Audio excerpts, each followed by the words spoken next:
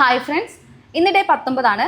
അപ്പോൾ കഴിഞ്ഞ 18 ദിവസങ്ങളായിട്ട് നമ്മൾ ഫോളോ ചെയ്തിരുന്നത് GK പോർഷൻസ് ആണ്. ഇന്ന് മുതൽ നമ്മൾ MEM കൂടി പഠിക്കാൻ പോവുകയാണ്. അതായത് മാത്സ്, മലയാളം, ഇംഗ്ലീഷ്. MEMൻ്റെ പ്രാധാന്യം നിങ്ങൾക്കറിയാമല്ലോ. നമുക്ക് 50 മാർക്ക് ഉണ്ടല്ലേ അവിടെ വെയിറ്റേജ്. അപ്പോൾ നമ്മൾ ഡെയിലി നമ്മുടെ പഠനത്തിൽ ഉൾപ്പെടുത്തേണ്ടതാണ് MEM. അപ്പോൾ നമുക്ക് ഇന്ന് പഠിക്കാനുള്ള ടോപ്പിക്കുകൾ നോക്കാം. മാത്സിൽ നിങ്ങൾ ആദ്യമായിട്ട് ഫോക്കസ് കൊടുക്കേണ്ടത് അരിത്തമെറ്റിക് പ്രോഗ്രഷൻ അഥവാ സമാന്തര ശ്രേണിക്കാണ്. നമുക്ക് എല്ലാ ക്വസ്റ്റ്യൻ പേപ്പറിലും ഒരു ക്വസ്റ്റ്യൻ എവിടെ നിന്നാണ്? സമാന്തര ശ്രേണികളിൽ നിന്നാണ് അല്ലേ. അപ്പോൾ അവിടെ നിന്നും മാക്സിമം ക്വസ്റ്റ്യൻസ് നിങ്ങൾ പ്രാക്ടീസ് ചെയ്യുക.